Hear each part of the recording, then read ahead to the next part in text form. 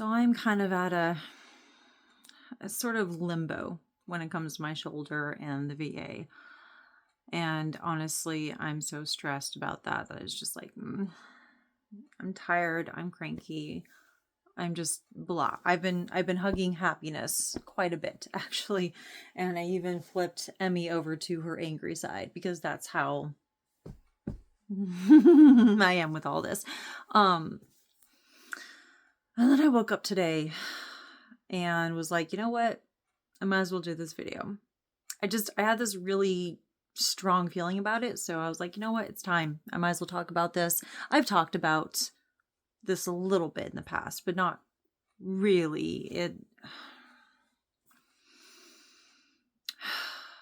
So if you are a person who absolutely loves the MBTI and thinks like the world of it, this video is not for you. I am going to complain a great deal about it.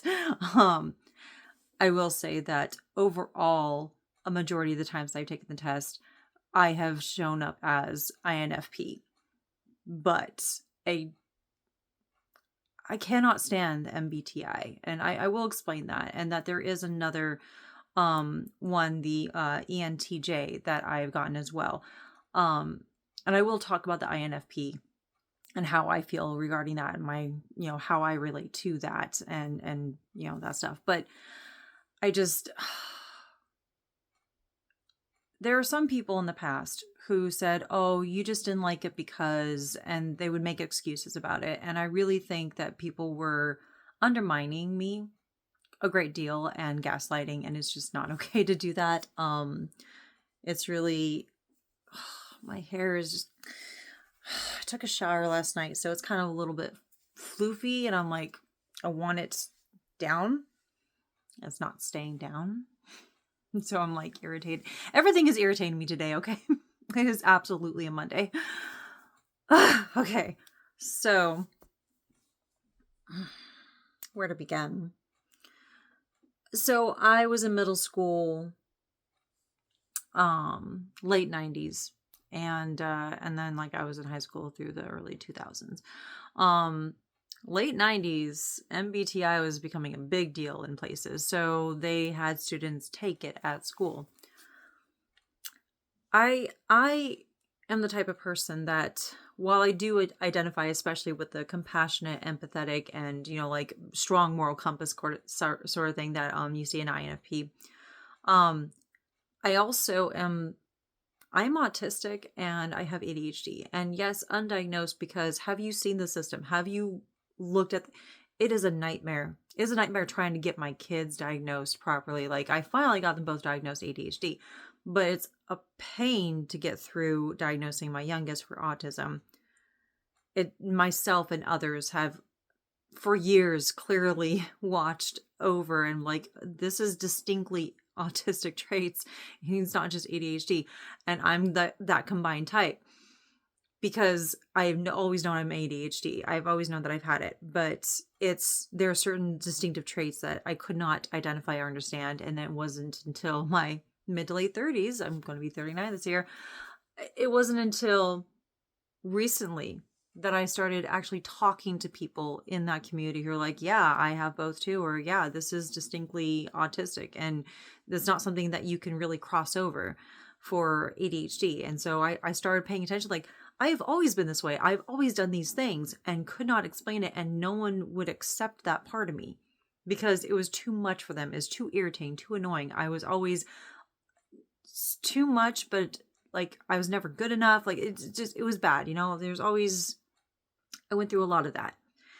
And so it's like, I finally am starting to understand myself, but navigating the system, even for my kid, is a nightmare right now. I don't want to deal with that for myself. I know what I am. I understand myself a lot better, and it's kind of helping me with my coping in certain situations. I will put a trigger warning this. I talk about this often because now I have a voice, so I'm going to use it. I have gone through abuse. I have gone through trauma in my life. I do not try to give any graphic detail, but I do mention it. So I will always put trigger warnings if I mention even the word abuse or trauma or anything like that, or SARR, which I have also gone through as a child as a teenager, as a young adult. I've gone through a lot. And then my ex-husband was severely abusive. So that plays a part in all this. But middle school, I went through the test and I didn't like the results. I didn't think that they were accurate. I said, I answered because I was thinking about this kind of situation, but what about this kind of situation? I was always the kind of person, which a lot of autistic people do this, is if it's too vague and it's not specific enough, get the fuck out, because it is such a pain in the ass dealing with that. Like, it's not okay if it's just super vague. Like, I need context. I need specific context. And I was not getting that with the test. And I'm like, in this situation, I would do this. But if it's this situation, I would do that. And that would give me a completely different answer, I'm sure. So the teacher let me do it again. I got a different result. And then they're like, that doesn't make sense. You're supposed to have only one personality type. Because they're trying to pigeonhole me. They're trying to be like typecasting me as this is what you are and you have to stay that way. Granted, some people are a little more accepting of, oh, it can change, or aspects of it can change over time based on experience and growth and all that other kind of stuff, environmental factors, whatever, right? But the middle school teacher that I went through, now, mind you, dealt with a lot of abuse from my mom.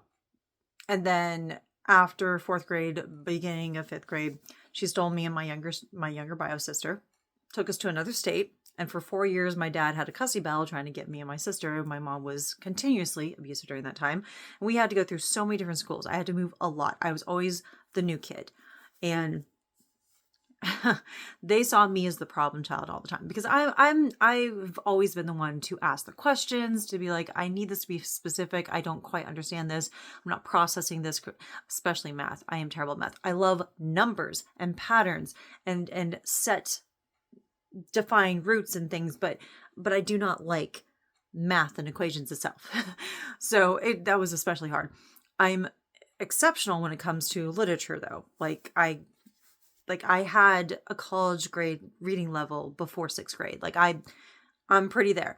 So that's the only way I survived, is because of my comprehension when it comes to literature and language arts and stuff. So there you go. Like English language arts. But I digress. So basically I was considered the problem child because I was the new kid and because I asked too many questions in their minds. And this particular one did not like that I got a different, like, they even sat down and watched me do it and I got a different result. Like 4 or 5 times I did this and they did not accept that this is possible. They said, you're just trying to mess the test out. And mind you, it's not like, it's like a pseudoscience thing. I do not accept it as actual science. Like, it's supposed to be a guideline. It's not supposed to be like actual, like this is set in stone. But people take it as that. And that is irritating to me. It's like, okay, I get that there are some psychologists that really like to study it. And yes, it kind of gives you an insight to people, but it is not infallible. Okay. It is not completely set. There are a lot of complexities with people. And it does irritate me that in the past, when I've had therapists, civilian therapists, like I have a VA therapist now and she's amazing. I love her to bits. And I'm glad that I have her and she's kind of helped guide me a lot with stuff that's not related to this topic. But still, I thought I made some headway with the last therapist when I really needed something, because I was dealing with a lot of stress and anxiety, especially with my job. Because I work in a call center for the state's Medicaid appeals unit, and that can be stressful even without everything that's going on right now in the US. So, but she made that other therapist, that civilian therapist, she kind of made it a point that I had to do the MBTI, like I had to do this test. And if I didn't, then I wasn't willing to work on myself. Like, she made it to where this is an end all be all thing.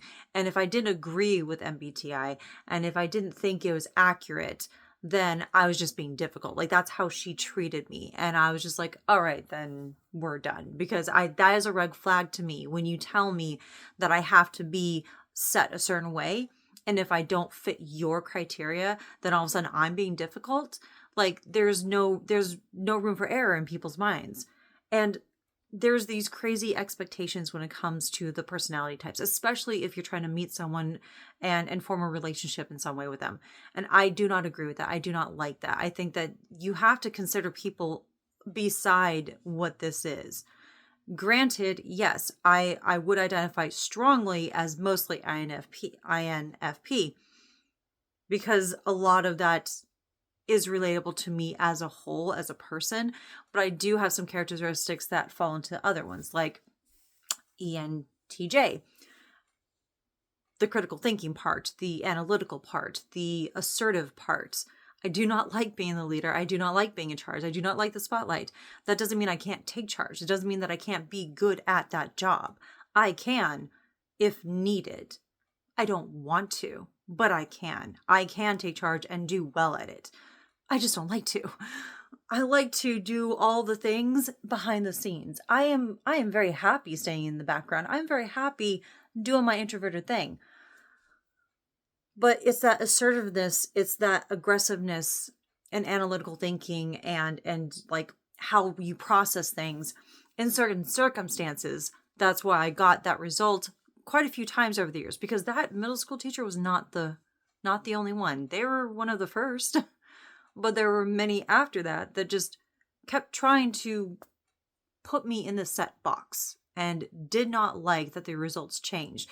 Now, more times than not, the two that I got was INFP and ENTJ. Those were the two that I got the most. I still got other ones because I would answer depending on the circumstances, because I'm like, okay, if we're talking about context, then yes, I would fall more over here. If we're talking about this kind of situation, I would fall more over here, because I'm basing that on my environment and my experience. And I do not like having a set thing. Like I cannot accept that everything is set a certain way, because there are too many variables. There are way too many variables. It cannot be set. That is how I think. And I also got irritated many times over the years because so middle school, I went to 3 different middle schools, by the way. So I went to 2 different middle schools in Washington State. I got a whole year in one for 7th grade, amazingly, because anytime my mom someone started to catch on to my mom's abusive nature and was worried about her kids and stuff, my mom would move and they couldn't find her for a while. Ironically, even though it was all in the same city, no one thought to check other schools. Then again, my mom utilized the system to her advantage. So I don't know. She was very good at manipulation, gaslighting, the whole 9 yards. But basically I went to a different middle school for beginning of 8th grade. So second half of 8th grade, my dad finally got custody of me and my sister. We went back to California. So we went back to Escondido, California. But those first 2 years of middle school, it was dealing with teachers that are just like, I'm just being a difficult child. I don't know what I'm talking about. I'm not a psychologist, so how dare I? It was just constant. I didn't have to do that at the second half of 8th grade middle school in Escondido. But in high school, went through it again. And this one teacher did not believe me, because they're just like, there's no way that you can get multiple results. You just are what you are. I said, okay, I am willing to take the time to stay after school. I'm willing to take the time for you to sit down and watch me do it. And then you can watch how this happens. And it happened again. And they just kind of well, obviously you're the broken one. I'm like, okay, I guess I am. I don't know. It's just, I get incredibly irritated when someone says oh, what's your MBTI type? And then you say something. So if I were to say INFP, they have this immediate expectation of a certain type of person. And that's not all of who I am. Because there are some aspects of INFP that's yes, I am introverted. The thing that people don't understand, if they're not introverted, and I think that's most of the time, because I see this way too often, is people seem to think that introvert means that you are completely reserved, you are socially shy or socially awkward or whatever. There's no such thing as extroverted introvert. There is no such thing. Too many times people have said that I'm extroverted. I'm like, I am not though. It took me a long time to realize that I'm not extroverted. Introverted people can be social. They can be. Here's the core difference between extroverted and introverted, though. Extroverted, they typically feed off the energy of social events and they enjoy it, but they can want to have time by themselves. They can need to deconstruct. That's okay. You're human. That's just natural. But introverted, our energy drains quicker in certain social settings. Now, there are times when maybe we are okay around certain group of people or certain environment and it's not as draining. Maybe it's a safe space for us, so it's not as upsetting. But yeah, it's like a lot of times introverts will be like, I really don't want to go. I really don't want to do this because I don't want to deal with people. I get drained just going to the grocery store, just being around people because it is draining to me. And that is beside all my physical ailments that I've been going through over the years. I'm doing a little bit better now because I've been working with physical therapists, working with my doctor, I'm doing the things I need to for my health. Go me. I'm advocating for myself and that's awesome. I am not very good at that, but I'm doing better. But still, it's like going to the grocery store. I am mentally and emotionally drained being around people. It's exhausting and I don't want to deal with it. I need to recharge in my safe space. But that doesn't mean that I can't be social. It doesn't mean that I can't get along with people. I do not like public speaking. I do not like a lot of times that I got the results for ENTJ. People are like, oh, so you're very outgoing and charismatic. No, I'm not. No, I'm not. No. Mm-mm. I don't like being the center of attention. I don't like being out there in the spotlight. I don't like doing that. I had to be in the Navy when I briefed because as an intelligence specialist, you put together the intel products and then you had to brief the intel products to the brass, the CO, the XO, the triad, the, command master chief. Like you had to do the thing in front of all these people. And it's terrifying when you have stage fright, when you have social anxiety, when you were like, I don't know. Well, I wouldn't say exactly social anxiety, but I do have fear of public speaking. I do not like it. And it's very hard. And it was very hard in the Navy, but I did my job. I took my job very seriously. And there were times when I had to pump myself up and make myself angry and just had to watch my tone because I didn't want them to think that I was yelling at them. But that was the only way that, if I'm angry, I kind of forget the whole in the spotlight thing and I just do things. And then I just kind of go with whatever it is. And I kind of forget the whole, I'm actually in a setting that I would not normally like and would not do public speaking in because I'm terrified of this. So if I become a bit emotional and angry, it works. So I did whatever I had to in the Navy, but that doesn't mean I liked it. So it's just that there's nuance, there's complexity, but there's also context. And it's a spectrum. That's the thing, is that it's not just simply the autism and the ADHD being a spectrum or whatever. People themselves are nuanced. There's so much involved when it comes to personalities and it comes to experiences, because there are some things when it comes to INFPs, when it comes to being critical and being withdrawn or whatever, a lot of stuff was due to trauma. Because I'm not as critical of myself anymore. I'm a bit more confident in myself. I am very self-reflective. That's one of the attributes is being self-reflective and introspective. I've always been like that. I've always wanted to know what's going on. Have I changed? Is it for the better? How does this affect others? Because I do care about others and how I affect them, whether I've hurt them or not. That's why I'm really big on honesty. I really like people talking to me and telling me if I've done something or something's going on so I can course correct. There are times when I get defensive because it'll be something that I'm like, I didn't do anything. Literally, I had nothing to do with whatever this is that's making you upset. So why are you taking it out on me? That's the thing too, is that people assume if it's introvert or INFP that you won't speak up. Oh, I'm going to speak up. I will let people know. And there are many times I'm not going to be nice about it. That's probably mostly attributed to my very overprotective nature, because especially if it's someone that is upset or hurting, I will go after the person that's hurting them. I've always been like that. I've always been very fierce protector. Like, I was the kid that got in trouble for going after the bullies at school. Like, I was always on the blacktop. I was always in the corner with the dunce hat. I was suspended so many times in elementary school. This is before my mom told me and my sister. And then in Washington State, aside from the fact that I asked questions and that irritated the teachers, I also was bullied a lot. And then my younger sister got bullied, and I put the hurt on those bullies. And I put the hurt on bullies for people I didn't even know. But if I saw them bullying others, there was blood.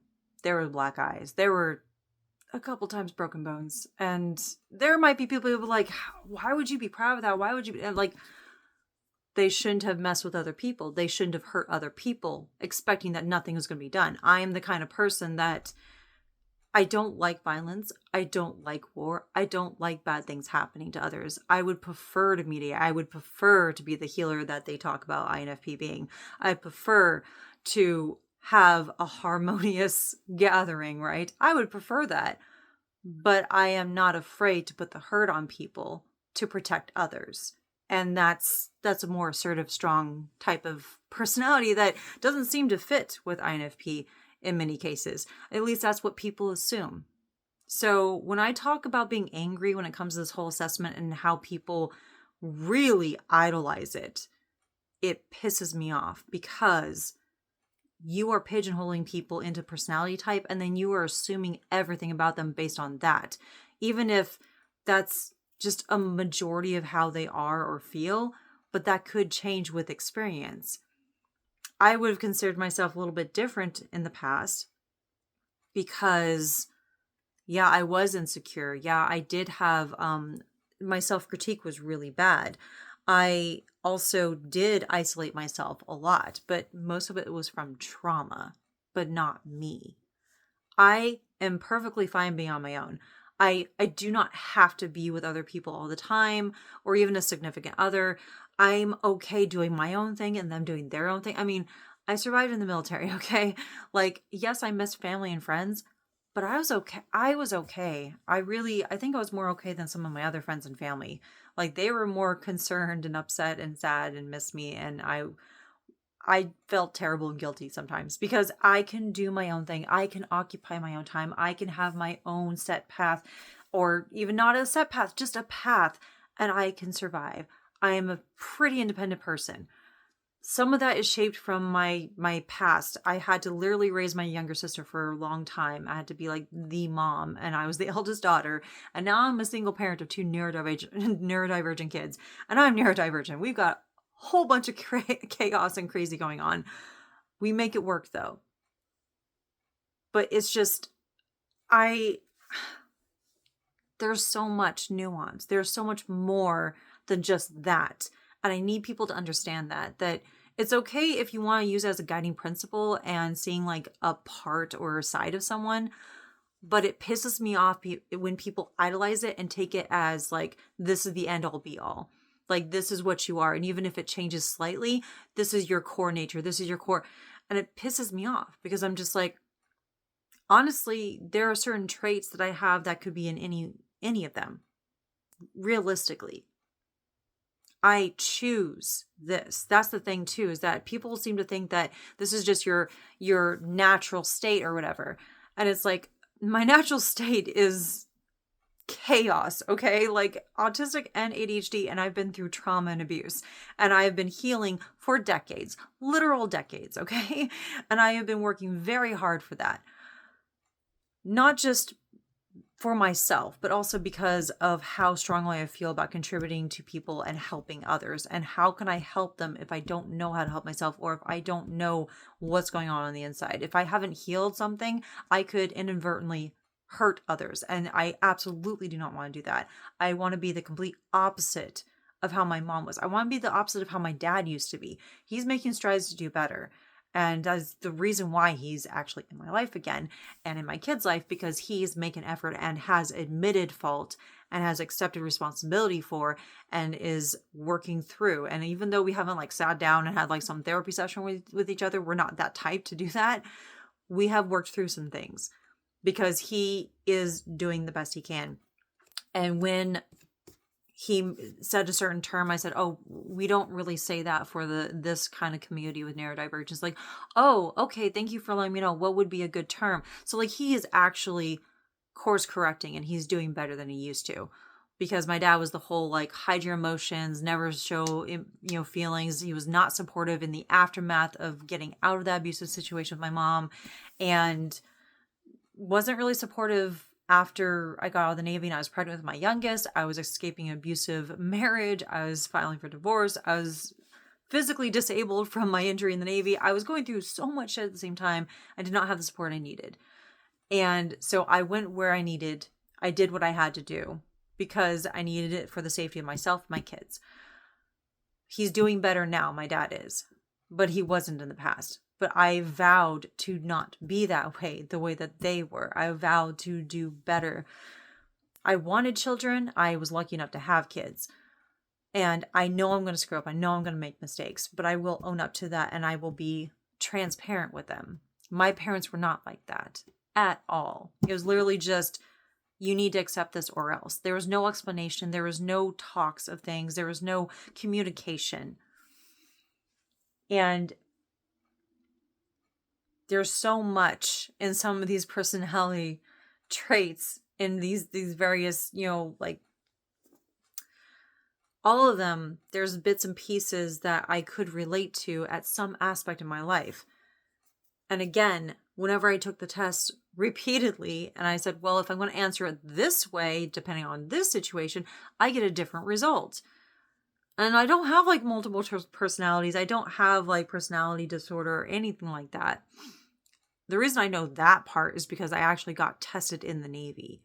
My mom is bipolar and I don't know which one, honestly. I just know that in the late 90s, she was tested and she didn't like the results, but she never got help for it. I don't think so, but my mom had, apparently according to one therapist, she had traits of schizophrenia as well. She was depressing, she was depressed all the time. She went through postpartum depression with both me and my sister, apparently. And she never got help. She was hurt. She was abused before as a child. Things happened to her and no one believed her. And so she just kind of went through life like, I will not get help. But she had a destructive, terrible mentality and just personality in general. But I was afraid that I would be like my mom. So I got myself tested for the personality stuff, for bipolar, for schizophrenia.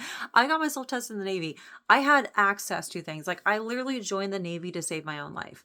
So there's the other trigger warning. I've gone through self-harm. I've gone through suicide ideation multiple times throughout my life. I mean, given what I went through as a child and as a teenager and as a young adult, like all the things just piled on to the point where I did not want to live. And so I made the conscious decision, I'm going to join the Navy. And I'm third generation Navy. My dad did it. My grandpa did it. My dad's older half brother did it. So World War II, Korea, Vietnam. And my dad's been an engineer with like Northrop Grumman when they made the merge. So like he was there with them with Northrop Grumman, like Northrop during Desert Storm. So like I've gone, like there's a long history and that's just my dad's side. That's not even my mom's side with military history, right? So it's like I had a feeling like I always knew I wanted to do the military. So I made that decision to save my own life. I was like, I want to live. So this is my act. And I got myself, set up and did the whole, fitness test and everything. Like I did the ASVAB. I wanted to be a photographer, but they didn't have photographers mates. So I settled for intelligence specialist. Yes, I said settled because that was what I scored for ASVAB. So I was like, okay, I got a 74. I was really disappointed in myself. Could have gotten higher. But it had been years since I've been out of high school. Anyway, so I knew that I had resources and I utilized those resources. Sorry, trying to get back on track. So I got myself tested and everything. So this all is involved with the MBTI, I promise you.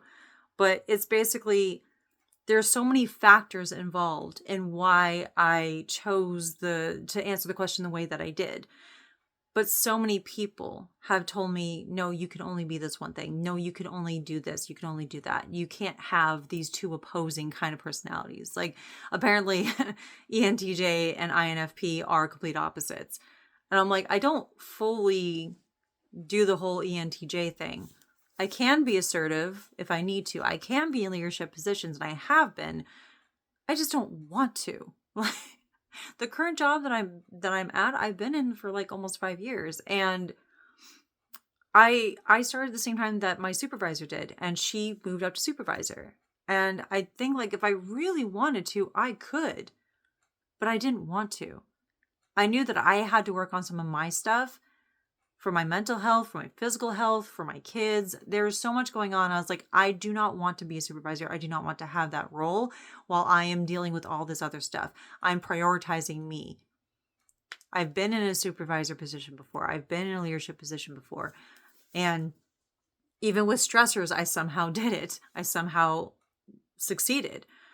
But I don't want to. If I absolutely have to, I can. I can take on that role. I can do what it needs to be done.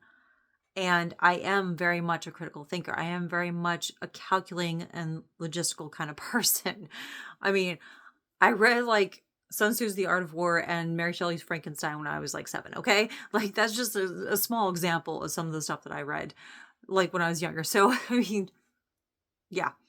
Anyway, it's just, there are aspects of ENTJ where certain situations I will be like that.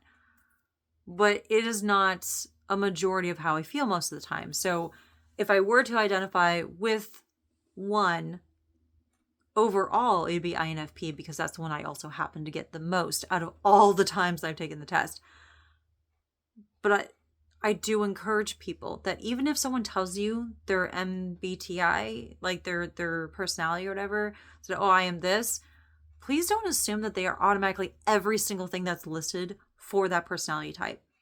That is very dangerous. That is really not okay, because you are pigeonholing them. You are putting them in this set box and saying that they cannot be something else.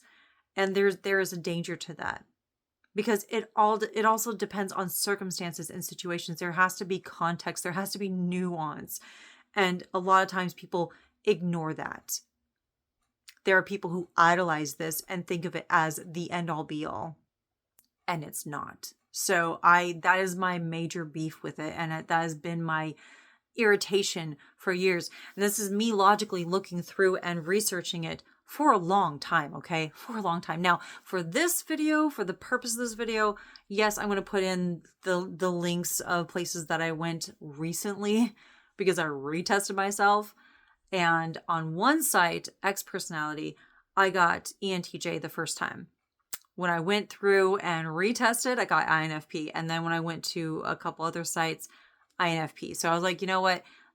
A majority of how I feel and how I treat others and how I choose to be falls under INFP.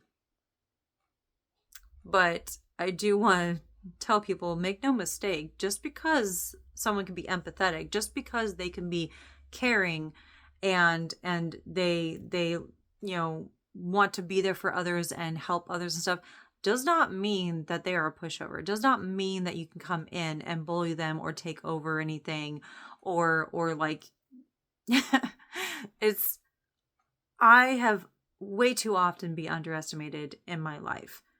And I think it's because like in one of my other videos I talked about like if you could be any animal, what would you be?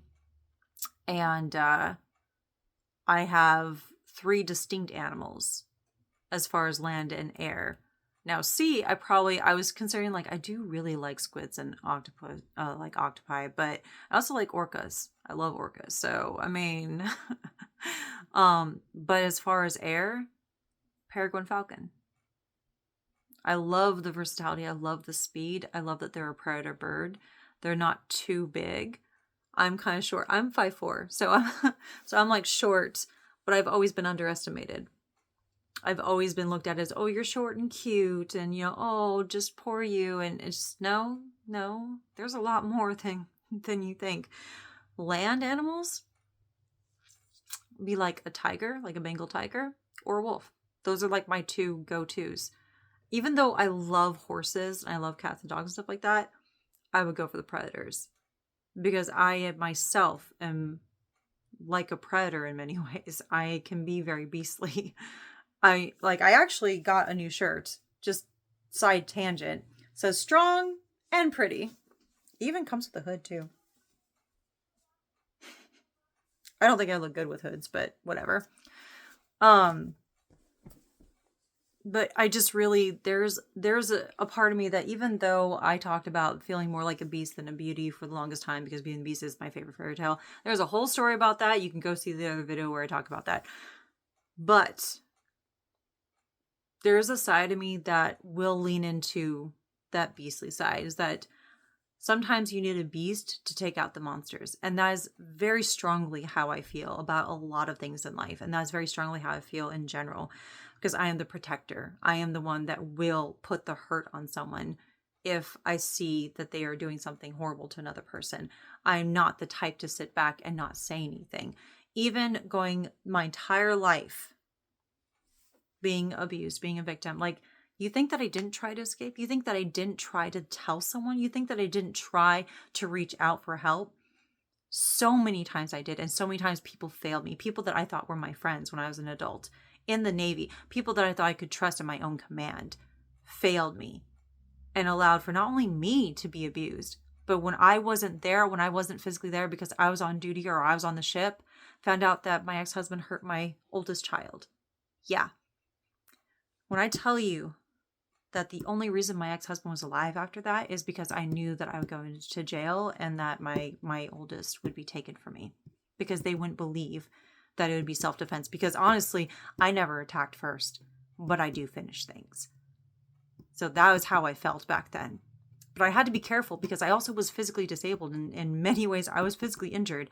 So I had to be careful and calculating. I had to plan things out, because no matter how strong you are as a person, abusers, especially ones that are good at their job of abusing, that are good at getting away with it, they're not easy to topple. And it doesn't matter how strong you are physically. It doesn't matter how much you think mentally you can take care of it. They can tear you down and they can make you dependent on them. And they can isolate you and make it so that you can't escape easily. You have to be very careful. You have to plan things out in advance. There are so many times when I tried to reach out. There's so many times when I tried and I made efforts as a kid, even when I had no power and no voice, I still make efforts. I still resisted. I still said, this isn't right and I do not agree with this. And that's the kind of person I am. And I took the brunt of the abuse for my little sister growing up, because I was going to be damned if she was going to be hurt in the same way. I couldn't completely protect her, but I took most of it. So sometimes I acted out on purpose to get my mom's attention and put the attention on me. And that's how I am in general in life. If I see that something is going wrong in public and they're targeting a certain person, I'll make myself the target. And then I'll kick someone's ass. I'll do whatever it takes to just beat the ever living shit out of them, because I want to make sure that they know, you're going to underestimate me, I'm going to put the hurt on you because you dared to touch this other person. You dared to bully them or target them. That's the kind of person I am. I'm incredibly protective, and I do not accept seeing others hurt.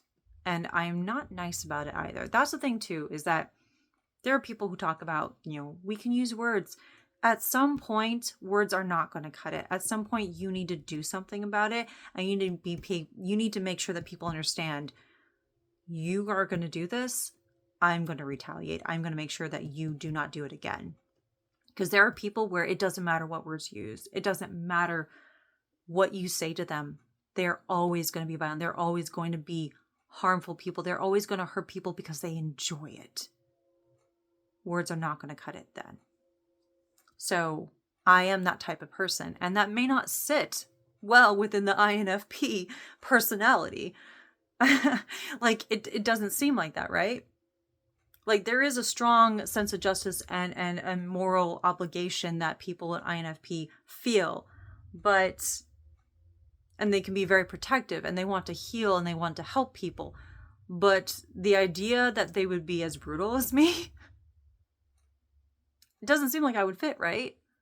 But there is a lot of the commonalities of the empathetic and compassionate and creative and imaginative and idealistic. But there is that aspect of, I can be a critical thinker. And often when I'm considering things and processing things and how I react to something or problem solve something, I'm using both my gut instinct and logical, like sound reasoning. I am analyzing and observing the environment, and I'm looking at the big picture, yes, but I'm looking at every single individual aspect, because to me, every single piece in the puzzle is important. Every single part is equally important to the big picture. Nothing can be left out. Everything is equal. It will not work without one piece. It has to all be there, and it has to all make sense to me. I like to know how things work. So if something is going wrong or something is happening, I will quickly deduce, okay, how does this work? How is this set up? How is this made? But I will also trust my gut instinct. I will also understand that there is an emotional aspect to it, and I will lend that power to the cognitive reasoning. I use both. They're there at my disposal. Why not? Like, why wouldn't I? It seems a waste if I'm not utilizing my strengths, and I have strengths in both of that. And I get irritated too when it comes to like strengths and weaknesses, because it very much reads like, in a lot of the sites, it says that a weakness of INFP is being super sensitive or vulnerable, and those are not weaknesses. I cannot stand it when people try to list that as a weakness. It's not. Being vulnerable, being sensitive to something is not a weakness. It is another aspect of you. It's simply existing is not a weakness. To me, a weakness may be that you could be indecisive. And me, it's, yes, there is the overwhelmingness that I get frozen when it comes to ADHD and being kind of all over the place. And then there's the organized chaos of like my room and things. And I like to be organized. I like to have things set a certain way, but I also am all over the place with my ADHD. And a lot of times there are messes, and I'm just too physically exhausted to actually get to it. But it's just, I keep derailing. I'm sorry. Okay. So yeah, to me, I will utilize the traits that I benefit from, but that could also potentially benefit others, because I'm also looking at how does this help other people around me? It's not just for my benefit. And honestly, I don't even like it being for my benefit most of the time. I know that I'm not like reading off, I have it in front of me. Like I'm not technically reading off a lot of the INFP stuff. But really, I related to some aspects, and one of them is, doing things for others because it's the right thing to do. I am the kind of person where I do not believe in transactional anything. I'm doing something because I want to, and I think it's right, and I'm not expecting something in return. I kind of get uncomfortable sometimes when people compliment or they try to give back. I'm very much a giver. I am very much like, I am the kind of person that, for example, cooking. I love cooking. I love food. I love exploring and trying new things. And yes, it may seem crazy because I do have specifics when it comes to food from my autistic traits. Like certain textures, certain foods, whatever, are just not okay. I also have some food allergies, so I guess that lends to it. But either way, I still love food. And I am the kind of person, I had a whole video about growing up with food insecurity and also really loving food and cooking with people and stuff.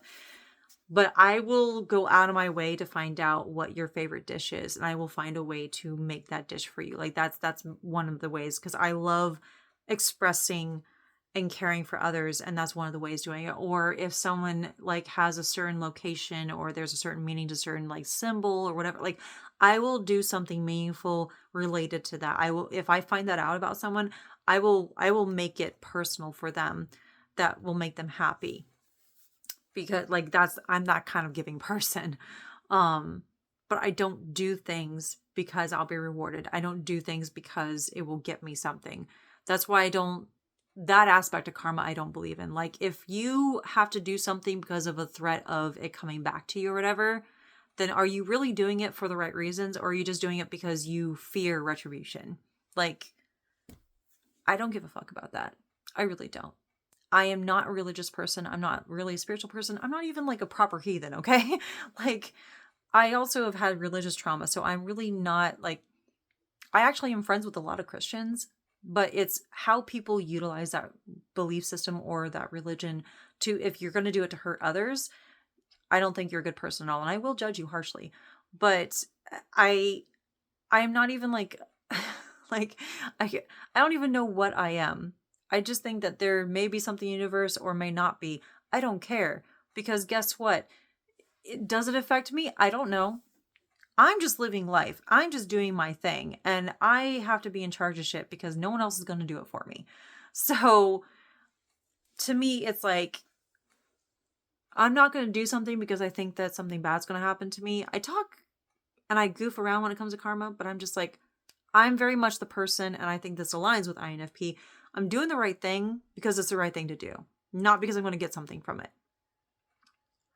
So that's the other thing too that kind of aligns with me being very protective is I see something happening, I'm going to say something. And people think that if you're INFP, like the majority of the sites I've gone to, because by the way, I didn't pay for this, like the site. I'm not paying for that shit. I don't have the money for that.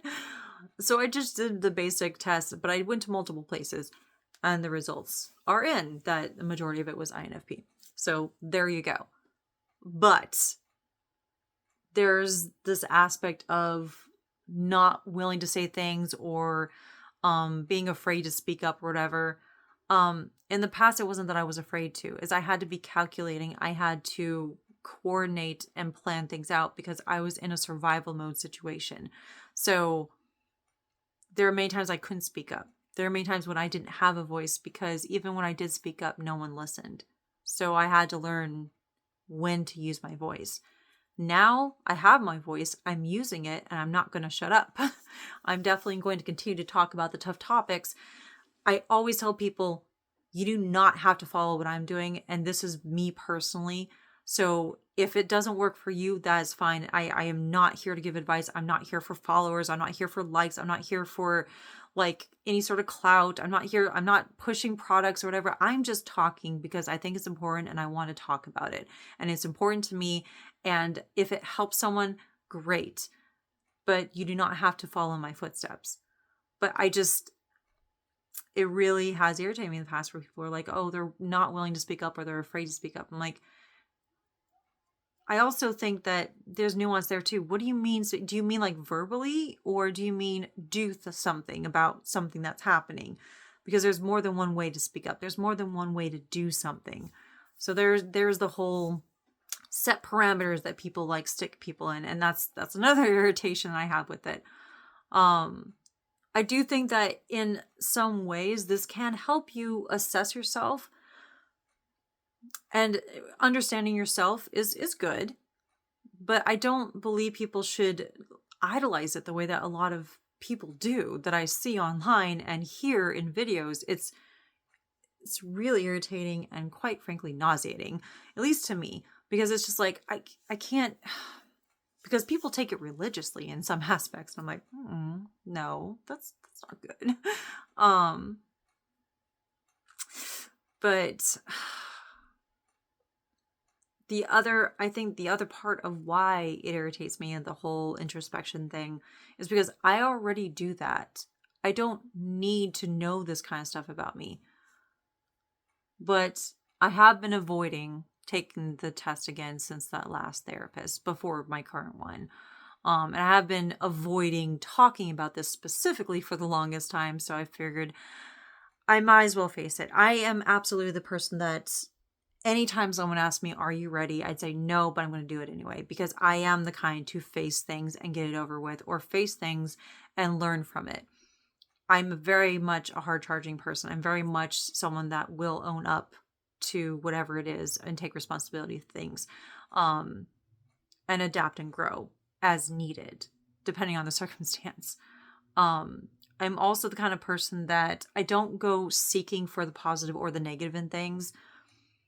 But I absolutely am the kind of person that tries to understand that even in darkness, there is light. Like there is a saying that I've had since middle school, and it's smile. Life's too short not to smile. And that has been my phrase.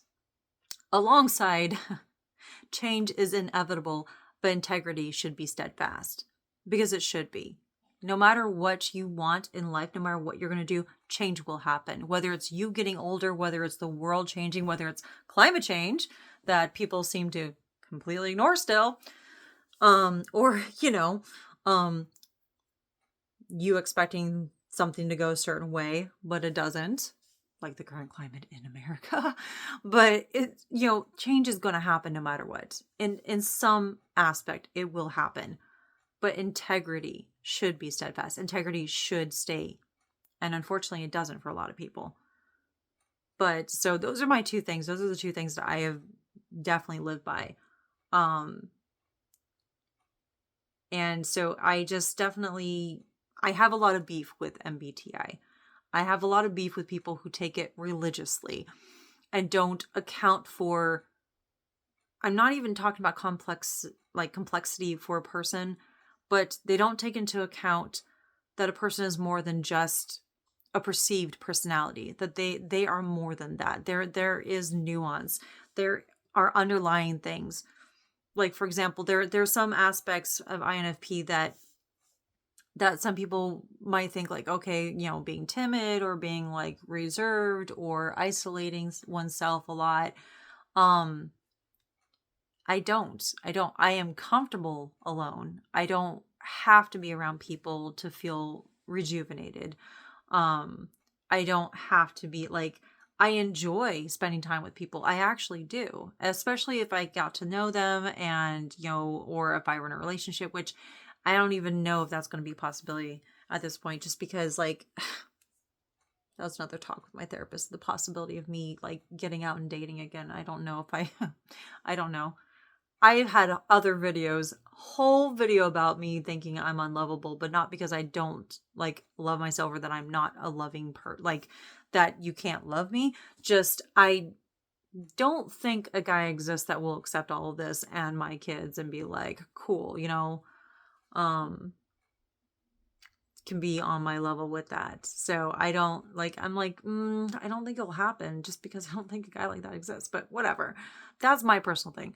But it's just in relating to people, there's so many, like, there's just different parts of INFP that just, I don't relate to because I'm not like that. Because a lot of that stuff that happened in the past was trauma based, or I was conditioned to believe a certain way or do a certain thing in a certain, aspect. So it's like, and that has changed. There are core strengths of being empathetic and compassionate. Honestly, in almost every single eval, whether job or military, compassion has been part of that. Like, I'm not even kidding. Like, not like the military eval, because they're not supposed to put compassion, I guess. Like, I think that's not a word that they use in the evals. But in almost every single job eval that I've had, they include compassion, because I've worked in a lot of customer service. And I'm in customer service now. And if I'm not 100%, I'm at least 99% on all my eval stuff. Like, when I say that, like, just because I don't like doing something doesn't mean I'm not good at it. I absolutely despise talking to people on the phone. I do not like that. Give me audits all day. Give me data entry. Give me the thing where I can blare my music to my heart's content, whatever that music may be, and I will just, or cooking shows on the background, that's kind of hard because then I want to eat because it's a cooking show. Like, anytime there's a cooking show, I want to eat during the cooking show. But either way, like, having something in the background or whatever, and I'm doing data entry, I'm doing audits. I'm really good at audits. I'm really good at finding what doesn't fit or if this matches or whatever. I'm really good at that. I'm really good at patterns, especially with data. So give me that all day. I will be happy, super happy. I hate talking to people on the phone, okay? It's like that, like, whole social anxiety, like, stage fright kind of thing. Like, to me, it's like briefing in front of people. It's really horrible. I do not like it. That doesn't mean I'm not good at it, though. Like, I do not like the whole leadership thing. I do not like being in the spotlight. Does that mean I'll be bad at it? Actually, no. I can be pretty decent at it if I need to. I just don't want to. So that's the thing too, is that there's the whole, like, would prefer to do this instead of that. Like, or does not process things in a very like analytical way. And I'm just like, pretty sure there are a lot of INFPs that they can be analytical thinkers. They just have more of the emotional aspect, at least for some people. Me, as I said before, I utilize both. I utilize the logic and the reasoning with my emotions, with my instinct and what feels right. And I put that together because to me, both are important. Because if you're going to go strictly based off of logic and no feelings, no emotions involved, you're kind of, some people have gut instinct. Some people have that kind of intuition, like, okay, I had like hair on there. It's probably because I've been doing this a lot. So all of a sudden I have hair on my, sorry. Okay, anyway. Where was I? Oh yeah. Yeah, if you're going to just do one aspect and not the other, you're kind of ignoring what could be important. Like, yes, logically speaking, this, but it doesn't feel right. Why doesn't it feel right? You need to listen to that too. On the other hand, if you are too emotional and you're not thinking clearly about the situation, about the people around you, the environment, the consequences that could happen afterwards, and you're just going full tilt into it, that can be very detrimental too to yourself and others. So, I mean, like, there has to be a balance. And me, I believe in that balance and utilizing both, which people apparently with this assume that's not something you can do, that INFPs are not like that. And so when I say nuance and context, so I know this is a long video. I was going to look at, where was it? Strengths, common strengths: observant, empathetic, and compassionate, self-reflective, creative, imaginative. So he says common weaknesses: self-conscious. Why is that a weakness? Why it could just be a byproduct of society. It can be a byproduct of your insecurities because of your environment. I don't see it as a weakness. Self-critical, I don't really see it as a weakness, as it's a harmful nature. I am very self-critical myself though. And that is going to be long-standing because of all the past trauma. Self-isolating, I don't self-isolate. I am comfortable being on my own. I do not have to have something in order to be okay. And says, have difficulty voicing their feelings, opinions. Have you seen any of my other videos? I have no problem voicing my opinions. I have no difficulty whatsoever. Okay, maybe not no difficulty, okay? Because a lot of them are hard topics and I do cry in some of them and I do get upset or whatever. But I do it anyway because it needs to be done and I feel strongly about that. So maybe not that there's no difficulty. No difficulty. But I do voice my opinions and my feelings openly very often. I do that with my kids too. We communicate and I communicate to them how I'm feeling in the moment. And I try to be very careful how I word things, of course, but I'm voicing it, I'm addressing it, and I'm talking with them about it. So if I'm upset at them because of something and I'm just like, I have had a day and I'm just like, nope, I am done. This is not okay. And I'm upset because you're doing this and that's upsetting me. I try to make sure that they know you yourself as a person are not upsetting me. This action upset me. And I don't want you to think that it's reflective on you. I don't want you to think that this means that you are bad or anything. I'm upset about this. This is what's upsetting me. Can we try to do this or whatever? Like, and a lot of times it's because of noise, because I do have tinnitus in both my ears from my last duty station in the Navy. So I do get painful ringings. I do get painful, like, just, it's pain. It's pain sometimes. Doesn't help working in a call center with that, actually. But anyway, so a lot of times it is noise. A lot of times it is that, and I do suffer from migraines. I have since I was 4 years old. So that sucks.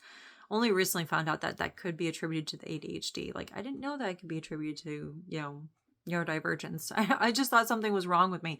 But I've had all the brain scans. No tumors, no anomalies, no shadows or anything like that consistently throughout my life, actually, and in the Navy. So I Apparently there's nothing wrong with my brain as far as that's concerned. That's why I love coffee so much. I mean, I like it anyway, especially dark roast, but caffeine, like straight caffeine, like green tea also, green tea and black tea. I love that too. Caffeine helps with the brain. It makes my brain not hurt. So it doesn't like rejuvenate me or make me wide awake. It doesn't cause issues with sleep. It actually would help. So if I wake up in the middle of the night and I'm upset, I've had a night terror or something, which can happen, especially, dealing with trauma years later, because guess what? When you have complex PTSD, that's with you for life. Another reason why I don't think relationship is ever going to happen, because who on their right mind would want to deal with that? It's not like every night, but it's still, I have to convince myself that I'm safe in order to fall asleep. And I usually have to take something to help. It's probably Benadryl, and I have to take vitamins and other things every night for health reasons, but it's just, who's going to want to deal with that? I don't know.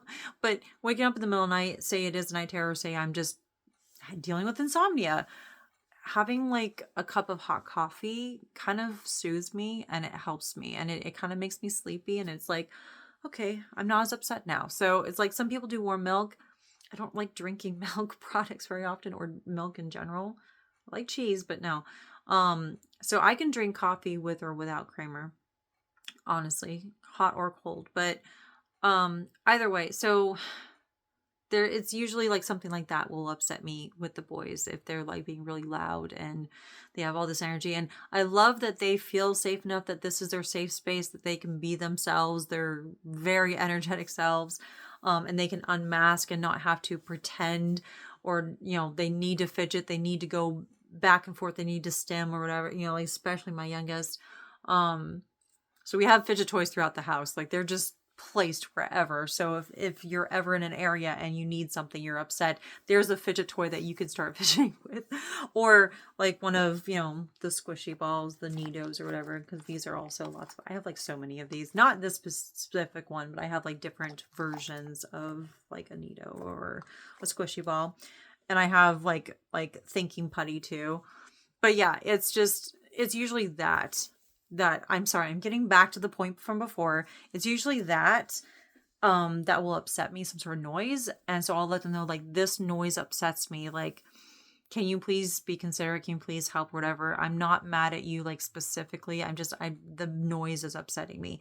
I try to make sure they know that, like, I'm not hating on them or whatever, because that's like, that's the problem. That's the frustration I have as a parent, is like trying to explain that the act itself, but trying to make sure that that the person knows that them doing the act, like them as a person, I'm not mad at. Like, that noise is what's upsetting me. I know that you're the one making the noise, but I don't hate you. I'm not mad at you. Like, just, it's hard sometimes. It really is. And I'm very self-critical. I always think I'm failing as a parent. I always do. I always think that I'm doing something wrong.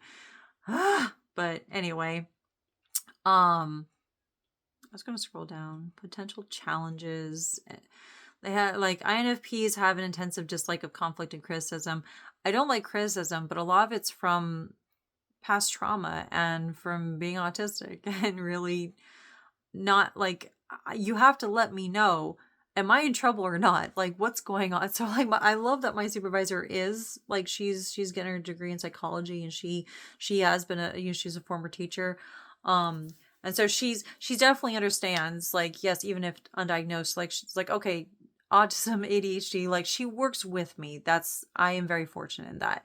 And so she always prefaces something with, you're not in trouble. I just need to talk to you about this. And I do try to take criticism seriously. I do try to be like, okay, I will consider this constructive. So I don't like criticism, yeah, but I see it as an opportunity to learn. So if I have done something that needs correction, I will take that seriously. But it's also conflict. I'm like, this is the part where I'm just like, what kind of conflict? Because if it's conflict like with me personally, yeah, I don't really like it. But if it's conflict where I'm putting the hurt on a bully, that's a different story. Especially if there's someone like, I don't know, a Nazi. Yeah, no. That kind of conflict, ooh, I'll have fun. Lots of fun. I honestly, yes, there are some danger, there is some risk. And it's not that I have nothing to lose. I have lots to lose in my life. But I'm not going to dislike that conflict if it means I get to punch a Nazi. Just saying. That's just me. Anyway, let's see. For INFPs involved with partners with thinking and judging preferences, or objective and decisive attitude may be threatening to the INFP. I'm actually a pretty decisive person. That's what I mean, like nuance and context. Like, I myself am a decisive person, and I think things through quickly, depending on what it is. Like, I can process some things. It might take me a while depending on what it is. But there are some things, especially when it's like in a stressful environment and I need to make a decision, or there's something that needs to be done quickly, I will think through things quickly and make a decision. And I've been told by people that you made that decision too quickly. Like, did you really think it through? And I'm like, I did. I processed it very quickly, in fact. And I can be very decisive. I'll be like, okay, here are my options. I am the kind of person that will go through all the options before I ask for help. I will go through all the possibilities before I'm like, okay, I'm at an impasse. I need something else, or this isn't going to work the way it is. So I will make a decision that all that other stuff is a moot point. I will go further and do something else. And so I think it's funny that they're just like, oh no, like, you know, that may be threatening to the INFP. Not to me. I'm not going to be upset with a decisive attitude. I will actually really like that. I will be like, oh, you're decisive? Oh, you haven't, you're objective about things. You're not like one thing or another. You like to understand that there are variables. Okay. I'm not saying like, anyway. Okay, so let's see here. Says INFPs who struggle to gather good data for the decision-making process may dislike conflict and criticism, and they go on about that. And disputes arise, will react with emotional distress, and often cannot rationalize. Honestly, if I'm having like an autistic meltdown, I'm having a meltdown. It doesn't matter if there's going to be a dispute or not between someone. It can seem like the most infinitesimal thing to someone else, but it is monumental to me. So, I mean, that's, as I said, nuance. There's so much, and this is just one site. There's lots of others. It's just ridiculous. Let's see. So that INFP will do whatever they can to get rid of the conflict. I do like to resolve things because I don't like to, honestly, at this point, I also don't like conflict. I want things to be resolved quickly because it's exhausting. And I really don't feel like I have the time for that shit. I don't have time for that shit. I'm getting too old for stuff. That's just what I'm going to say. I'm getting too old for stuff. I don't want to deal with it anymore. So let's get this done and out of the way so I don't have to deal with it. I'm like not a nice person. I really cannot be a nice person half the time. Doesn't matter how compassionate I am or whatever. I'm gonna be rude and obnoxious and be like, no, this is how I feel about this. I'm also unmasking a lot more later in life, where like there's a zero fucks given. Because I really don't care. I have nothing to prove to anyone anymore. I've determined that like I have nothing left to prove. I don't have to look a certain way for anyone or do a certain thing. I am my own person. It's really, I don't give a fuck. Other people's opinions of me are not my business. I care about other people and how I affect them and what I do could affect others because that's the kind of person I am. But the way that other people look at me, I don't give a fuck. I don't care if you think that I am too big or too skinny or whatever. I don't care if you like think that I look gross without makeup. Like, I'm not wearing any makeup. I really need to wash my face though, because I've just been like, I was exercising earlier, and by exercise I mean within my limits. But so I got a little sweaty, so I need to like wash my face. But I have started doing almost all my videos without makeup because I don't like it. I don't like the smell or the texture, and honestly, it's just too much of a hassle for me. So this is what you get. And some people might think that's gross. I don't know. I don't really care. Like, I really don't give a fuck. So I am who I am, and I look how I look. I dress how I dress. Comfortable. Though I do like doing like things like cosplay. I love cosplay. Let's see here. Oh, relationship compatibility. Remember we talked about how there was like no possibility in the future? It's not that I'm not open to the possibility. It's just that I don't think a person exists that would actually want to be around me. Although two emotionally healthy individuals, actually I haven't read this one.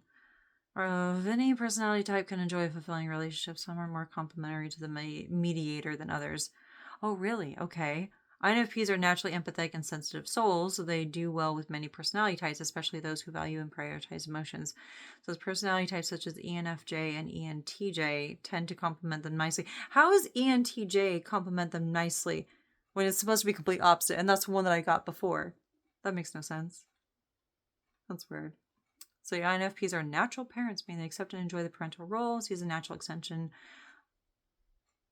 It's not so much that I enjoy it, is that like the parental role, because I get exhausted easily. I get so exhausted. But I do love my kids. I choose my kids. That there's the distinction too, is that you can love your kids but not want to like be their parent or not want to be present because it's exhausting. I am exhausted, but I choose my kids. And I make sure they know that too. I make sure that they know that like this is not an easy job being a parent. If you grow up and don't want to be a parent like of human kids, I'm totally cool with that. I'm not going to pressure you or anything to get in relationships with whoever or, whatever's going on in your life. But it is exhausting. It is hard being the parent, being the adult. And I don't want to be the adult. I don't want to be the person doing all the things I've had to my entire life. I have not had someone take care of me. I've been the self-rescuing kind of person. I've been the independent one. I don't know what it feels like for someone else to take charge and actually take care of me and me not have to do I don't know what that looks like. So I'm exhausted. But I choose my kids. I choose them and I choose to be present and supportive and loving because I want to do that. So it's not simply that I feel obligated to, because they talk about feeling natural extension of value systems and, defining their values further and consider it their task to pass their morals and values onto their children. I'm not into that. I do want to teach my kids how to be decent people, how to look at others with respect and decency and not want to automatically hate someone for being different, because hate is taught. But that that part I don't agree with. I choose my kids. I choose them every day, and I choose to be upfront and be there and be present because I want to. And I also want them to know that too, that there is a distinction, is that there is the possibility of my ex-husband finding us, and because he has promised to do that, he's not a good person. Of course, didn't know that because he literally hid everything about him and was very charming, very swarmy, very, cool guy, just a natural, good old fashioned Southern charmer, because he's from Oklahoma, but, did not show his true self until well after I was married to him and I was already having a kid with him. So, I mean, the most successful abusers are like that. But he also, at the same time, didn't want to have anything to do with kids. After I freaking gave birth and nearly died giving birth to my oldest, after going through a miscarriage before I got pregnant with him. I've been through a lot, okay? This is not even the tip of the iceberg of everything I've gone through. But I nearly died from blood loss, okay? After all that, and then me and my oldest son survive. My ex-husband acted like he hated children and then apparently admitted, actually I hate kids. I'm like, why the fuck did we have a kid then? Why are we here now with that? Are you kidding me? So,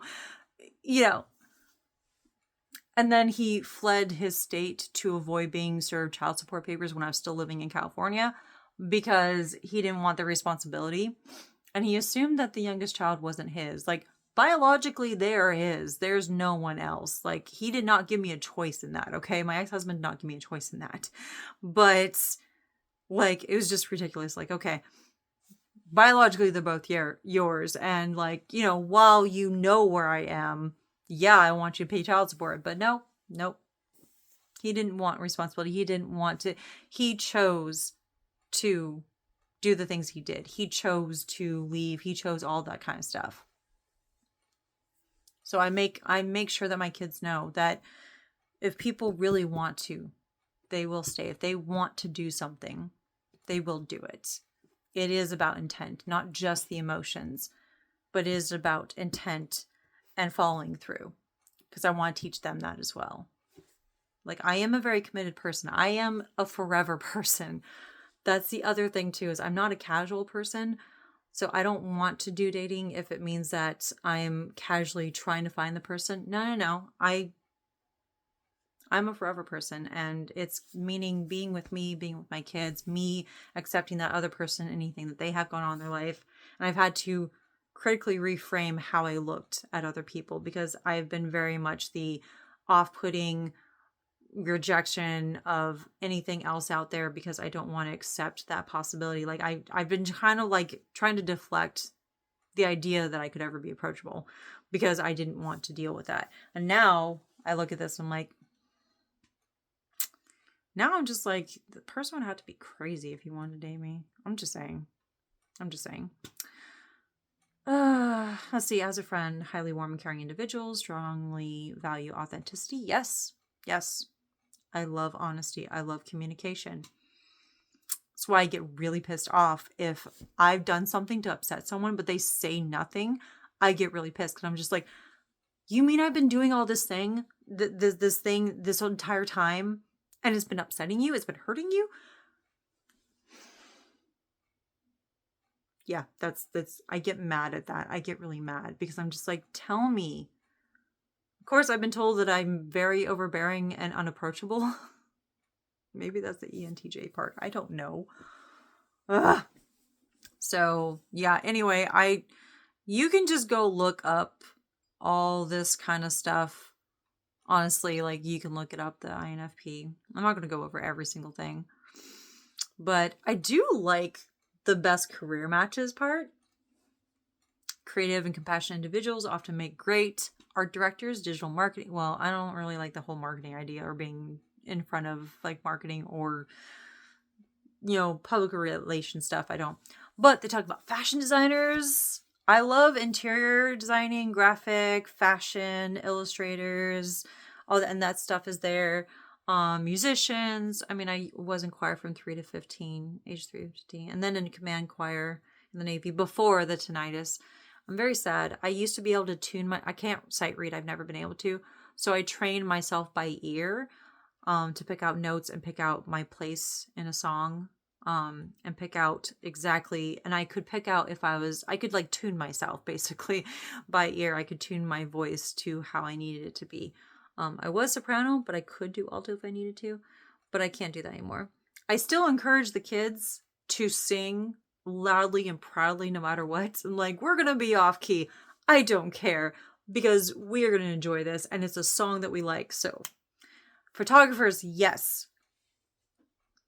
I got accepted at Brooks Institute of Photography in Santa Barbara right out of high school, and I could not accept it. I could not go, because I did not have the money, and my dad was not going to help me. And I was like, damn it, because I was in Escondido. I was like in San Diego County, and I didn't have a car. I didn't have a job there.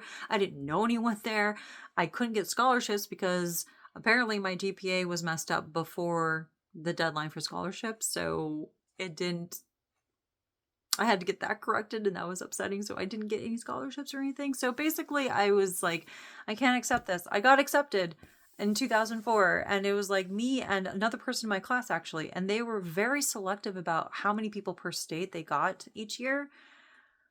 So yeah, me and this dude, Dehoff, I think his last name was, yes, Bo Dehoff. Like we both got accepted at Brooks Institute of Photography, but I couldn't accept it. I'm really into photography. I love it so much. So I miss that. I want to get back into it. I have super, super sensitive nose. I do not like a lot of the smells of things, because everything smells strongly, even though I'm allergic to the state I'm living in. And so I get very stuffy very easily. Like, as I'm like doing this with my nose, because part of it's my hair, because it just keeps like getting in my face, but I don't want to put in a ponytail. But it's also because I'm irritated right now, because I went outside without my mask, and so I'm like, but I do still have super sensitive smell. but I'm okay with chemicals when it comes to like developing film, like the old-fashioned way. Like I really like that. It's really soothing. Um yeah, and they have like writers on here. Like, yeah, I'm a writer. Um it says due to their individualistic and introverted natures, INFPs rarely pursue careers as auditors. I love auditing, okay? Mostly data sheets, not actual people. But it says corporate lawyers, financial advisors, police officers, sales representatives. Like, I am actually really good at being a customer service representative, and I've done sales and retail, and I've been good at it. Thank you very much. And guess what? I need money to support my family. And I've needed money in the past to support myself, especially when no one else is supporting me. I had to do it. So very much pursuing things because of money, because I need it to live. So, let's see here. Oh, apparently INFP celebrities. Ooh, let's look here. Oh, authors. Shakespeare, Orwell, Lewis, Anderson, Tolkien, Poe, Wolfe. I like this list. I like all those people as authors. Musicians. Chris Martin, Joni Mitchell, John Mayer, Bob Marley, Lenny Kravitz. Okay. Artists, Andy Warhol. Vincent van Gogh, though. Actors and entertainers.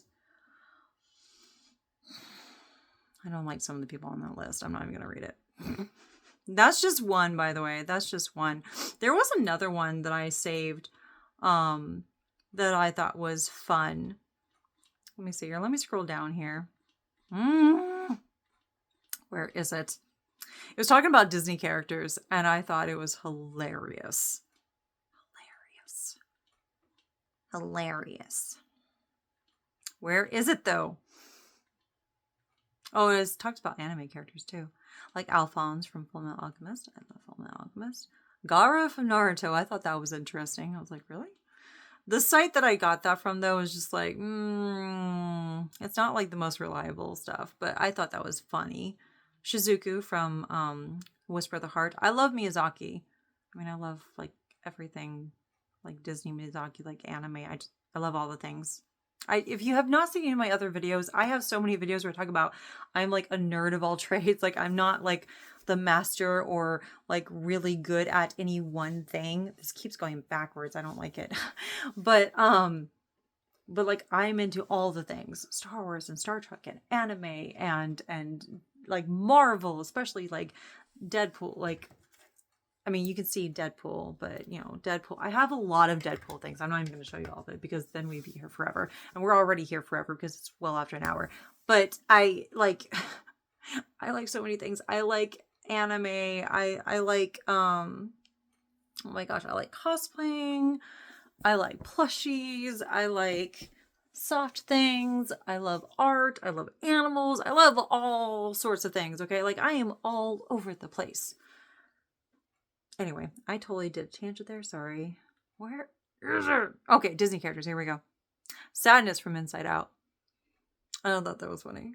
I was like, never hesitate to express their emotions. They're bursting with emotional intelligence. They find solace in crying. I don't like sometimes, yes, that is true. Like sometimes you just need to cry it out or whatever. But most of the time I'm just like, I don't like crying because I have a very, if you've not noticed, I have a very thin nose. It gets very stuffed up very easily. And I'm already dealing with allergies and stuff. And it's like, it's so, my sinuses are so bad when I cry. I do not like it. It is awful. Sometimes you need to like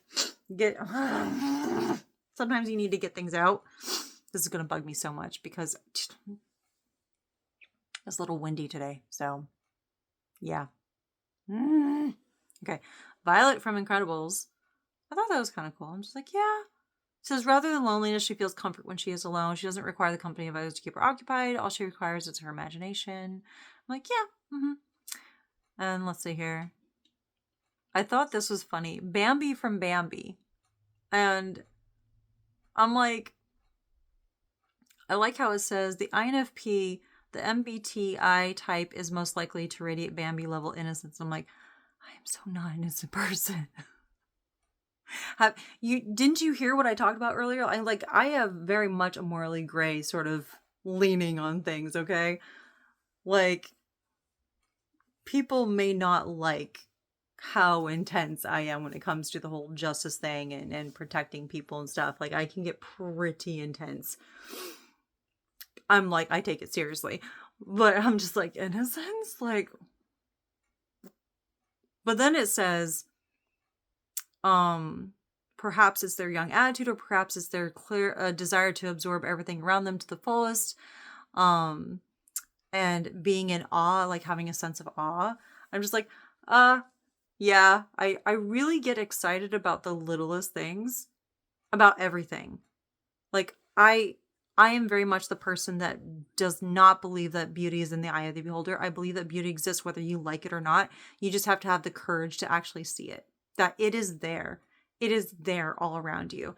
And it is there to be enjoyed. It is there to bring joy. Like, I am very much that kind of person. I get super excited seeing a public library from another city. That may be more of my bibliophile self, but like, I get super happy. It's like, it's just another library. Like, there's so many, but I get super excited. There's another flower on the side of the road. I don't care. It's gorgeous. I love it. There's an animal soaring in the sky. Oh, they're so pretty. There's like all the things. I like all the things, and I think all the things are fun. If I try food that I like it's the first time trying it, but I like it, I can kind of do a little wiggle sometimes. Like, I got spoiled a lot by guys in high school, like my guy friends. Like, I was kind of considered one of the guys. Like, I don't, aside from me like putting the hurt on bullies when I was a kid, like little kid in elementary school, I played like soccer and baseball the most when it came to like other kids. And I also was an excellent swimmer, so I did swimming like stuff all the time, and I was a junior lifeguard. And so like I definitely like played in roughhouse with boys more often than not. So I don't know, like the term I guess people would coin was tomboy, but I don't really like that term because it's just like, I'm a human who happens to be enjoying these things. That I don't like the whole set thing that society has when it comes to the whole gender thing. But anyway, but it's just like, I get excited about the little things, and I would like do this little wiggle whenever I was like I would just like try something new. When the guys in high school would go and like treat me to something at the mall, because there was a mall down the street from my high school, from my alma mater. And when I mean that I love cooking food, when I mean that I love it, I don't have the same appetite that I used to. But Goku, Sailor Moon, like Usagi from Sailor Moon, like, you see the way that they eat. That was me. That was me growing up. That was and anytime I had food that I really loved, or anytime I tried something new and I really liked it, I would just do this little wiggle. I do that. I get excited. I do like fidgety, like I get, excited, fidgety for new things, especially food. But yeah, no. I saw that. I was like, Bambi from Bambi, but it's like the way they say innocence, and I'm like, I'm not innocent at all. But then it talks about like having this sense of awe and just absorbing everything to the fullest. And I'm just like, yeah, that's definitely me. Something I was surprised about, Aurora from Sleeping Beauty. I was like, okay. Dreamy, gentle, compassionate. I was like, I guess I'm in the right context. I'm sure I'm gentle. I'm sure. I don't think so, but anyway. And then so I had to pause because 7-year-old came in and he's like, I'm bleeding. And I'm like, what happened now? They're definitely my kids, but knock on wood, knock on my wooden desk. Not that would really do anything, because I don't really believe it do anything, but just, I'm so used to it. It's a habit now.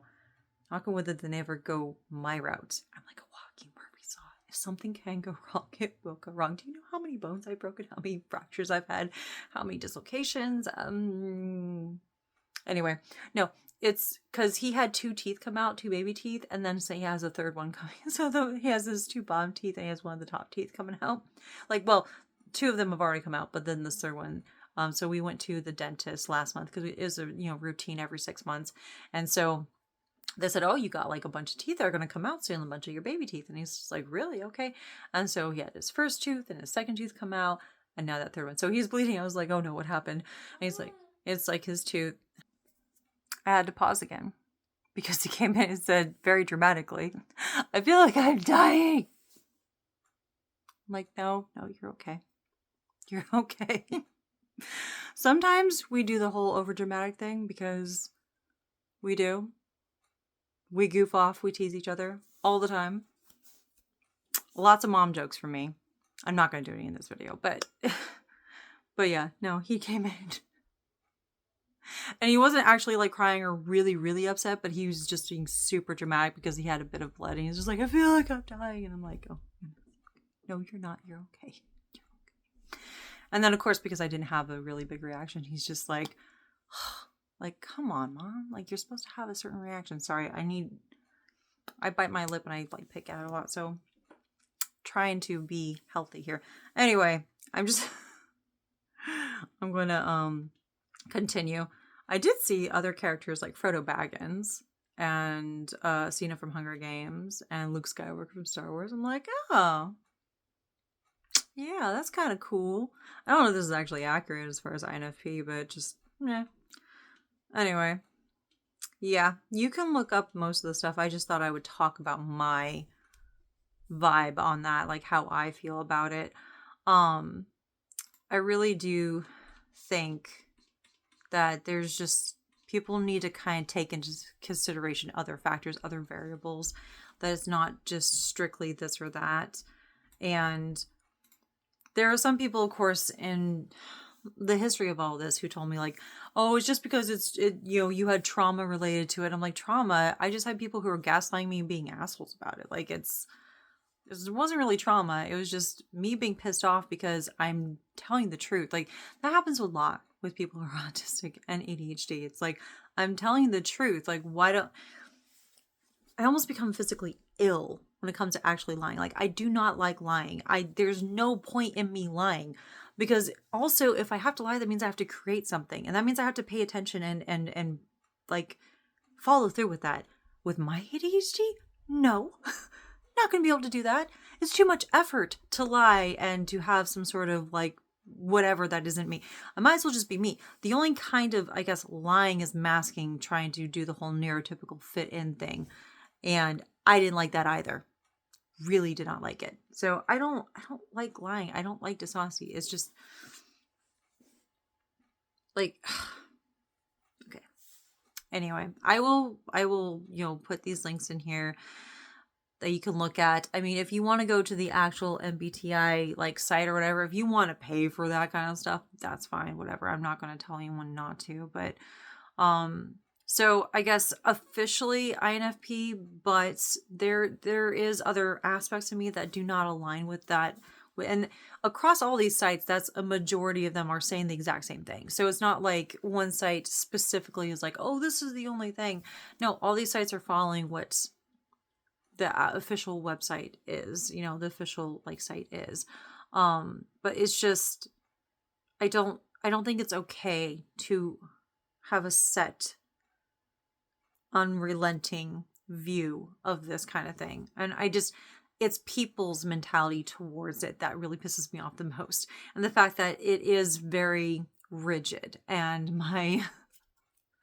and very vague too. So my autistic side is really not happy with it. I do not like vague and rigid when it comes to that stuff. It's not okay. So that's all my angst and how I relate to some of the aspects of INFP. I didn't go over all of them because there's a lot involved. I'm also not the type of person to think of compatibility, like actual relationship compatibility with someone because of this. Like if I were to ever, and I mean ever, meet a guy that could potentially or possibly even be like, "Hey, I think she'd be cool to date or be with in the long run because I'm looking at forever," okay? But I'm not going to be like, "Oh, what's your MBTI?"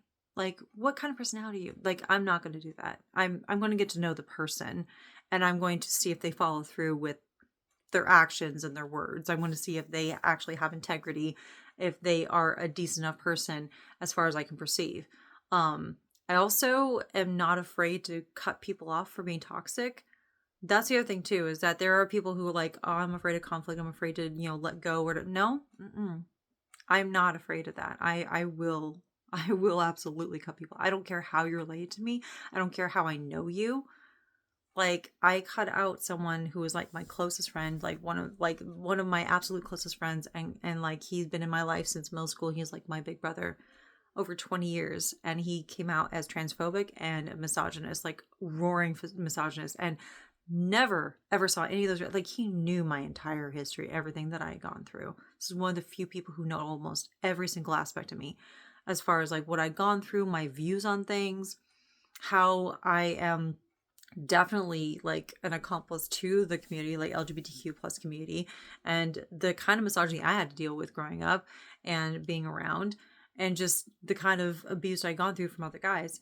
And he just came out of nowhere with this stuff where I'm just like, you never showed a single red flag in over 20 years of me knowing you, like at all. Like, you never showed me that side of you. And all of a sudden you do. And I'm like, nope, bye. So I'm not afraid of that either. So like, I'm very critical of people just in general, not even like relationship wise. I'm very critical in general. I definitely vet people very specifically, very harshly, and not because I think that they're a bad person. It's just I have to be careful for myself and my kids. But I'm not the kind of person that's going to use this as an indicator for the other person, because as I said, there's nuance, there's context, and people aren't just one specific thing, and I'm not going to box them into that, and I'm not going to have some sort of expectations because of that personality type. So if you want to do that for me, like you want to assume that kind of thing for me because I said INFP, fine. If you want to try to box me in for something else, fine. This is what I relate to the most, since this is the one that I've gotten the most results with over the period of like years that I've done this test. INFP is the one that popped up the most out of all the other ones. So I will just go with that. So it's up to you. I think maybe some people might think that there's some timidity when it comes to INFP. I'm very much the mama bear. I'm very much the mama wolf. I'm very much the mama dragon, the mama whatever. I am the mom. I am the one that will just destroy you, okay? Do not fuck with me. I will mess you up. So, like, I am super protective. I am super aggressive when it comes to that. I do understand and will logically figure out the situation and what is necessary. But if I go all in, I go all in. Like, I do not half-ass anything. Whether it's friendships, relationships, anything, I do not half-ass it. So I know that there might be people out there who would try to fit me in some other personality type, but this is the one that I'm going with. So there we go. It's official. INFP. Even if you don't think, and again, introverts, we socialize. We're fine socializing, especially if we're with people that we are comfortable with or we feel safe with, is not nearly as upsetting as like going out into like public in some place that we're not familiar with or shopping or whatever. But I feel like I need to say that again, that it's just our energy is drained being around people for too long. And typically at extroverts, like they kind of feed off the energy. They enjoy it, and it vitalizes them. It's like it's rejuvenating for them. But they can also want to be alone too.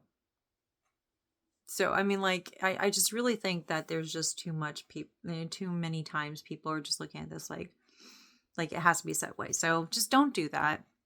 Please don't idolize it as the end all be all.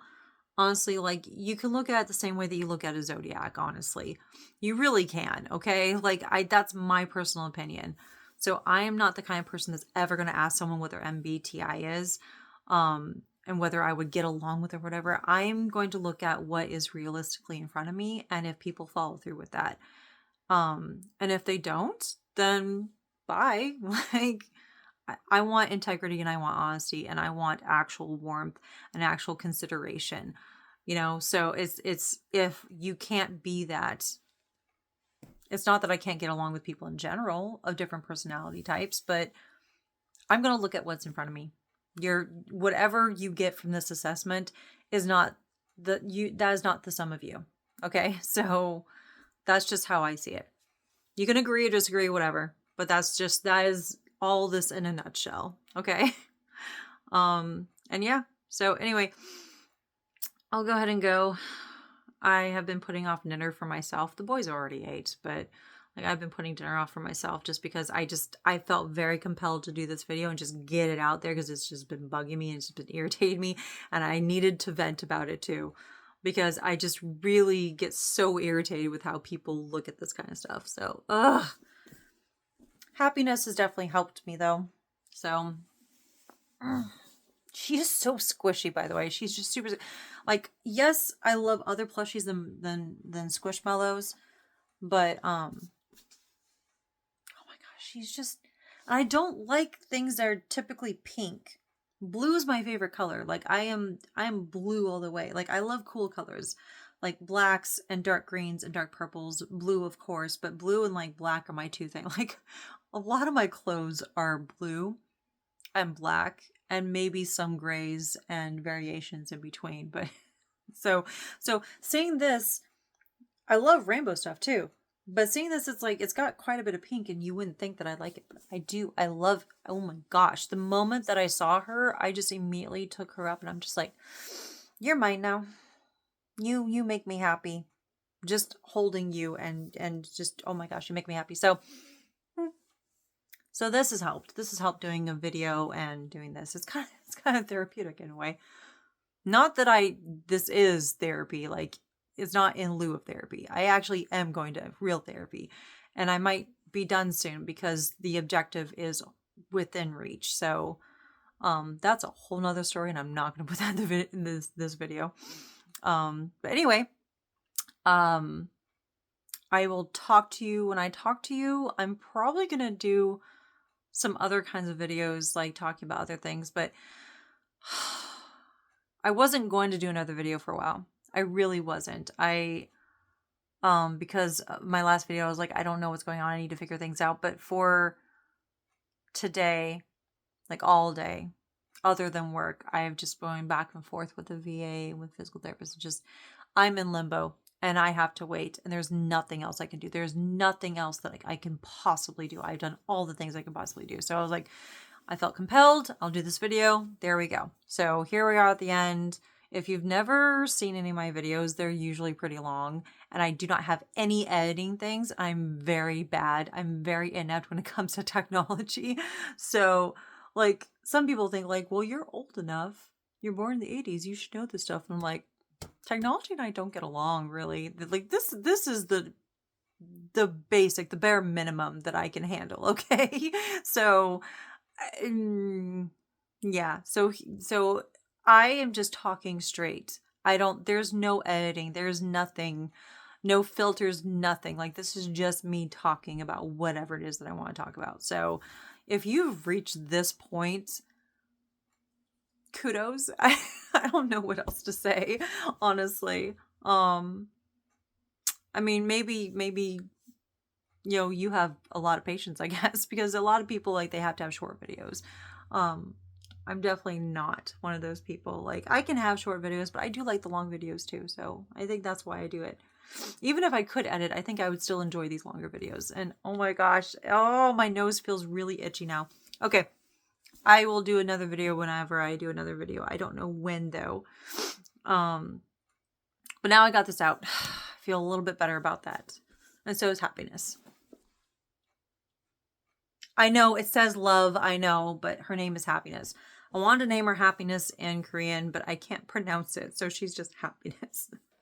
And I want to fix one of my tattoos so it has the rune for joy. But I have to get laser removal for the other thing there first. Ugh. Joy and happiness. I'm trying to bring more of that into my life. I think I deserve it. I think I definitely deserve it after everything I've been through. Anyway, bye.